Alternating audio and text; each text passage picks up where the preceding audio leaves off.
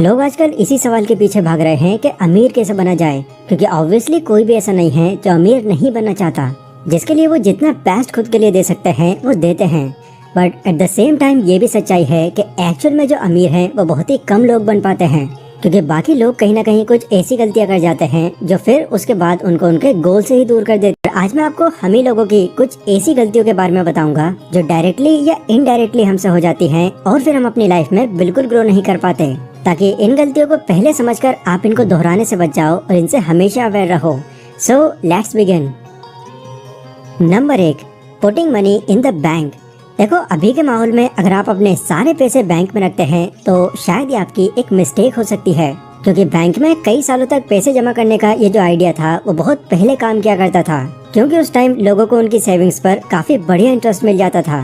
But अब जहाँ पर लगभग हर बैंक का इंटरेस्ट रेट ही 4 से 5% है, वहाँ अगर आप ये सोचकर उसमें अपना पैसा इन्वेस्ट कर रहे हैं कि वो बहुत बढ़ जाएंगे, तो गाइस आज के टाइम में ये एक फ्लॉप आइडिया है, क्योंकि अब बैंक्स के रोल आप ये कह सकते हैं कि पहले जैसे नहीं रहे, और न ही आप उनसे ये उम्मीद कर सकते हैं कि आपका इंटरेस्ट रेट बढ़ जाएगा। इसीलिए अपने पैसों को उस जगह पर लंबे टाइम के लिए बिल्कुल भी मत रखो जहाँ पर आपका पैसा ज्यादा ग्रो न कर पाए, क्योंकि ऐसा करके आप कई अलग अलग तरह की अपॉर्चुनिटीज को खुद ही खत्म करते चले जाओगे। Number 2, don't borrow money. हमको किसी से भी पैसा उधार नहीं लेना चाहिए। ये एडवाइस आपको हर दूसरा इंसान दे देगा जो आपका भला चाहने वाला होगा। But rich dad poor dad book के ऑथर रॉबर्ट कियोसाकी, जो काफी बड़े फाइनेंशियल एडवाइजर हैं, उनका तो अपनी बुक में ये कहना है कि पैसे बोरो करना या लोन लेने में कोई बुराई नहीं है। हाँ, सुनने में आपको ये थोड़ा अजीब जरूर लगा होगा, लेकिन उनके पॉइंट ऑफ व्यू से देखते हैं कि इसके जरिए वो हमको क्या सिखाना चाह रहे हैं। Rich dad poor dad book में उन्होंने इस बात का जिक्र करते हुए बताया है कि लोन 2 तरह के होते हैं, गुड लोन और बैड लोन। बैड लोन वो होता है जिसका इस्तेमाल हम अपने शौक पूरे करने के लिए करते हैं, जैसे किस्तों पर कोई कार निकलवा लेना, EMI पर कोई फोन ले लेना, उधार मांगकर अपने खर्चों को बराबर करना, एटसेट्रा। लेकिन गुड लोन वो होता है जो हम खुद के काम की ग्रोथ के लिए उसको उठाते हैं, जैसे किसी ऐसे काम को शुरू करने के लिए जहां आपको ये यकीन है कि मेरा ये जो काम है वो बहुत जल्दी ग्रोथ पकड़ेगा। आपने बहुत सारे लोगों से ऐसा जरूर सुना होगा कि यार सच बताऊं, मेरे पास एक ऐसा आइडिया था जिससे मैं बहुत कुछ कर सकता था, लेकिन इस पैसे की कमी की वजह से मैं उसकी कभी शुरुआत भी नहीं कर पाया। ऐसी ही हजारों कहानियां आपको सुनने को मिल जाएंगी जहां वो इसलिए ग्रो नहीं कर पाए क्योंकि उनकी कभी भी किसी से पैसे बोरो करने की हिम्मत नहीं हो पाई। इसलिए अगर आपके पास कोई ऐसा बिजनेस आइडिया है जो आपको वाकई में लगता है कि स्टार्ट होने के बाद ये बहुत अच्छा चलने वाला है, तो उसके लिए किसी से कुछ पैसे बोरो कर लेने में कोई बुराई नहीं है। एटलीस्ट इससे आपके बुढ़ापे के टाइम पर आपको पछतावा नहीं रह जाएगा। Number 3, you make the same amount as your friends does. आपसे एक थोड़ा पर्सनल क्वेश्चन है, क्या आप मुझे ये बता सकते हैं कि आपके कितने ऐसे दोस्त हैं जो आपसे थोड़ा ज्यादा अमीर हैं, और उसमें से क्या कोई ऐसा है जो आपसे ये कहता है कि यार कल किसने देखी है, लाइफ को पूरा एंजॉय किया कर। अगर हाँ, तो शायद वो दोस्त आपको आपके फ्यूचर की सोचने तक नहीं देगा, क्योंकि जैसा कि हम सभी जानते हैं कि हम उन 5 लोगों का एवरेज होते हैं जिनके साथ हम अपना ज्यादा टाइम स्पेंड करते हैं। अब वैसे तो ये बात कैरेक्टर और दूसरी चीजों में काफी सही बैठती है, पर जब बात इनकम पर आती है तो ये कुछ जगहों पर बिल्कुल एक्यूरेट तरीके से फिट नहीं बैठती। मतलब अगर आपके पास में कुछ अमीर दोस्त हैं तो इसका मतलब ये बिल्कुल नहीं है कि आप उनके साथ अगर टाइम स्पेंड करेंगे तो आप भी अमीर बन जाएंगे।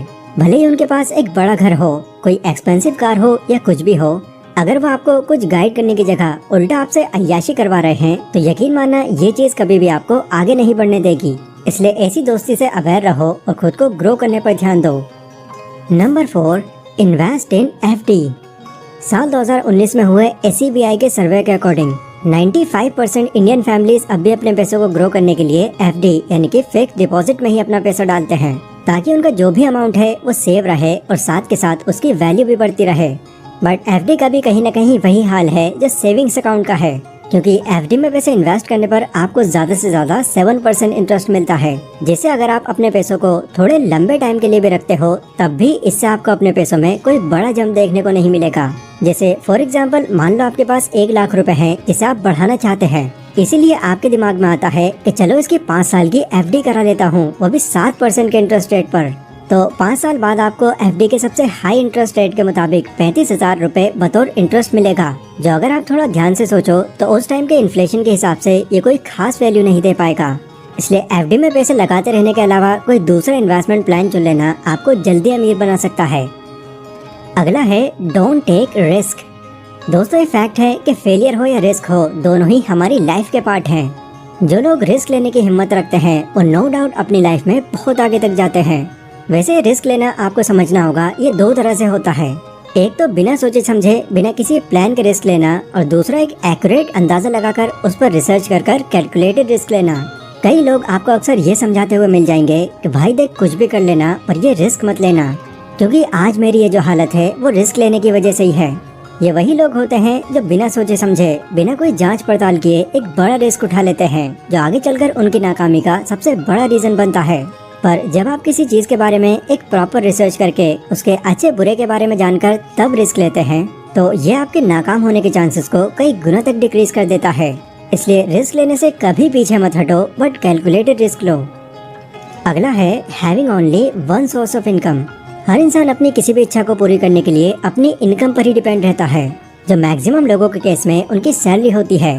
बट इसी एक तरफा सैलरी को लेकर अगर आप ये सोच रहे हैं कि अब आपको कोई दिक्कत नहीं होगी, तो शायद आप थोड़ा गलत सोच बैठे हैं। इकोनॉमिक टाइम्स की रिपोर्ट के अकॉर्डिंग पैंडेमिक के टाइम पर इंडिया में लगभग करीब 25,000 जो टेक वर्कर्स थे उन्हें उनकी जॉब से अचानक ही निकाल दिया गया था। और 2022 में अब तक करीब 11,500 से ज्यादा लोग ऐसे हैं जो परमानेंट होने के बावजूद भी अपनी जॉब से आज हाथ धो बैठे हैं। गॉड न करे कभी किसी के साथ भी ऐसा हो, पर इन केस किसी के साथ अगर ऐसा हो जाता है तो इसके लिए उनको चाहिए कि उनके पास एक अदर इनकम सोर्स भी हो, जिससे अचानक आई इस इमरजेंसी के बावजूद भी आप सरवाइव कर पाएं। जो लोग थोड़ा ग्रोइंग माइंडसेट रखते हैं वो कभी भी किसी एक सोर्स ऑफ इनकम पर डिपेंड बिल्कुल नहीं रहते। वो एक इनकम के सहारे से ही 2, 4 या उससे ज्यादा सोर्स भी बना लेते हैं। तो ये कुछ ऐसी गलतियां थी जो कहीं ना कहीं हमारी ग्रोथ को वहीं रोक देती हैं। एंड क्योंकि अब आप इनके बारे में जान चुके हैं, इसीलिए इन गलतियों को ध्यान में रखना और इनको बिल्कुल मत दोहराना। बाकी इसके अलावा और कौन कौन सी ऐसी मिस्टेक्स हैं ये आप मुझे कमेंट सेक्शन में बता सकते हैं।